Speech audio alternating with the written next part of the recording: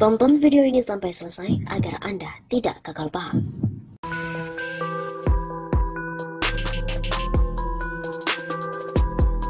Halo Sobat 651 Stafa, kembali lagi bersama dengan kami untuk mengulas fakta-fakta perpolitikan yang terjadi di Indonesia. Kali ini berita datang dari PDIP. Ambisi Megawati yang menginginkan PDIP terus-terusan menang dalam pemilu. Ketum PDIP Megawati Soekarno Putri menyampaikan ambisinya agar partai berlogo banteng moncong putih terus menjadi pemenang pemilu. Hal itu ia sampaikan saat memberikan sambutan di acara Hari Sumpah Pemuda yang juga dilakukan peresmian Prasasti Taman UMKM Bung Karno dan penandatanganan 16 kantor partai yang diikuti oleh kader PDIP melalui virtual pada Kamis sore yang lalu. Megawati mengaku bersyukur PDIP kini makin dipercaya oleh rakyat. Hal itu terlihat pada catatan kemenangan 2 kali pemilu, yakni pemilu 2014 dan pemilu 2019. Dan demikian saya selalu mengatakan, apakah ada aturan bahwa kita tidak boleh menang terus? Tidak ada. Maksudnya, saya boleh untuk menang terus. Nggak ada yang menghalangi. Ujar Megawati seperti dikutip dari kantor berita politik NMOL. Karena kata Megawati yang hanya boleh 2 periode hanyalah untuk presiden, sedangkan partai politik boleh terus menjadi pemenang pemilu. Nggak ada aturan batas maksimal partai pemenang. Malah itulah yang saya inginkan. Supaya insya Allah partai kita ini terus seperti tadi dikatakan oleh Pak Cahyokumolo, harus selalu ada sepanjang NKRI ini ada. PDIP kata Megawati merupakan partai nasionalis yang harus terus mengikuti ajaran Presiden Soekarno. Kita merupakan partai nasionalis, artinya yang harus mengikuti yang disebut sebagai pemikiran atau ajaran Bung Karno. Selain itu, Megawati juga memberikan sindiran kepada Ganjar dan juga pendukung-pendukungnya untuk meminta kader mereka mundur jika tidak taat dengan perintah. Pernyataan Ketua Umum PDIP Megawati Soekarno Putri yang meminta kader untuk mundur apabila tidak mengindahkan perintah DPP PDIP merupakan sebuah sindiran untuk para pendukung Gubernur Jawa Tengah Ganjar Pranowo. Begitu seorang pengamat politik menganalisis, yaitu Ujang Komarudin dari Universitas Al-Azhar saat berbincang dengan kantor berita politik NMOL sesaat lalu di Jakarta pada hari Jumat siang ini. Kelihatannya sindir para pendukung Ganjar karena selama ini dianggap tidak taat asas partai. Terlebih kata Ujang, Megawati juga diyakini sudah berkirim surat ke DPC-DPC PDIP di semua daerah-daerah agar kader tidak dulu berbicara pencapresan sebelum DPP PDIP mengeluarkan instruksi. Mungkin karena surat tersebut tidak diindahkan maka Megawati ngamuk. Namun begitu, Direktur Eksekutif Indonesia Political Review ini menilai bahwa Megawati yang juga merasa sudah membangun demokrasi di internal PDIP sehingga agak kontradiktif jika ada larangan demikian. Jangan karena mungkin sudah punya dukungan lalu menutup peluang kader lain. Kelihatan arahnya soal keperseteruan banteng versus celeng. Demikian kata Ujang Komarudin.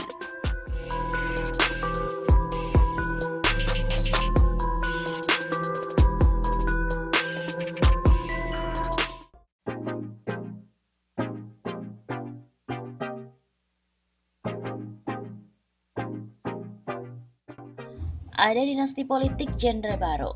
Gibran diperkirakan lebih kuat dari keturunan Bung Karno. Sosok putra sulung Presiden Joko Widodo, Gibran Rakabuming Raka, belakangan memang sukses menyita perhatian publik. Sempat dihantam dengan isu dinasti politik, sosok yang belum lama nyemplung sebagai kader PDIP itu mampu meraih kemenangan di pilihan wali kota Solo berdasarkan dengan hasil hitung cepat atau real count. Melihat manuver Gibran, aktivis Haris Ruslimoti memprediksi keberadaan Gibran ini bisa menjadi ancaman di internal PDIP. Gibran Rakabuming sebagai dinasti politik genre baru berpotensi sangat kuat untuk menyaingi dan juga mengalahkan Puan Maharani sebagai pemimpin sayap nasionalis dalam 2 tahun ke depan. Begitu kata Haris Ruslimoti di akun Twitternya pada hari Selasa 15 Desember kemarin. Puan sendiri juga belakangan digadang-gadang sebagai penerus Ketua Umum PDIP, Megawati Soekarno Putri. Ketua DPP PDIP yang kini duduk sebagai Ketua DPR RI ini pun bahkan dijagokan untuk bersanding dengan Prabowo Subianto untuk Pesta Demokrasi tahun 2024 mendatang. Namun demikian, bila melihat keberadaan Gibran mampu unggul di Pilkada Solo yang juga berstatus sebagai pendatang baru di perpolitikan, Haris Rusli melihat ada kekuatan baru yang diyakini bisa menggoyang terah Soekarno. Gibran diperkirakan lebih kuat dari seluruh dinasti keturunan Bung Karno. Bukan begitu, Sob? Tandas Haris Rusli. Selain dari Terah Soekarno, ternyata dinasti politik Jokowi diperkirakan juga lebih kuat dari SBY dengan AHY. Direktur Lingkar Madani Indonesia, Ray Rangkuti juga menilai dinasti politik yang dibangun oleh Joko Widodo jauh lebih kuat daripada dinasti-dinasti politik lainnya. Pernyataan ini merespon rencana putra sulung dari Jokowi, Gibran Rakabuming yang telah maju dalam pemilihan wali kota Solo 2020 kemarin. Tak hanya itu, menantu Jokowi Bobi Nasution juga berencana bertarung pada pemilihan wali kota Medan. Saya pikir dinasti politik Jokowi jauh lebih kuat dibandingkan dengan dinasti yang lain, begitu kata Ray. Ray mengaku tak bisa dipungkiri bahwa Gibran dan Bobi memiliki keistimewaan dalam mencalonkan diri saat pilkada, sebab keduanya memiliki hubungan darah yang sangat kuat dengan Jokowi. Menurut Ray lagi, jika tak ada hubungan darah belum tentu keduanya juga punya keistimewaan mengikuti pilkada.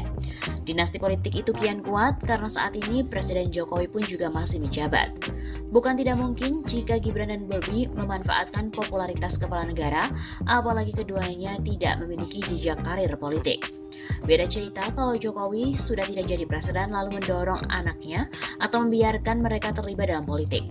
Ditambah dengan faktanya Gibran maupun Bobi enggak punya karir politik yang boleh disebut menumpang pada popularitas Jokowi. Ia juga mengatakan, pencalonan Gibran dan Bobi pada pilkada sekarang ini berbeda dengan pencalonan putra Susilo Bambang Yudhoyono atau SBY, yaitu Agus Harimurti Yudhoyono, pada pilkada DKI tahun 2017 yang lalu. Sebab saat itu SBY sudah tidak lagi menjabat sebagai presiden. Pencalonan Gibran dan Bobi disebutkan merupakan konflik dinastinya dari semua variabel. Pertama, tentang hubungan darah, sedang menjabat, tidak punya basis politik dan menangguk keuntungan dari popularitas bapaknya. Seperti diketahui bahwa sejumlah hasil perhitungan cepat lembaga survei telah menunjukkan Gibran diperkirakan mendulang suara lebih dari 80% di Solo, Jawa Tengah. Sementara untuk di Medan, Sumatera Utara, Bobi telah diperkirakan unggul dengan lebih dari 50% suara. Data partisipasi pemilih juga belum dipublikasikan. Baik Gibran dan Bobi yang diusung oleh PDIP sama-sama menggeser kader PDIP yang awalnya diunggulkan untuk posisi calon wali kota.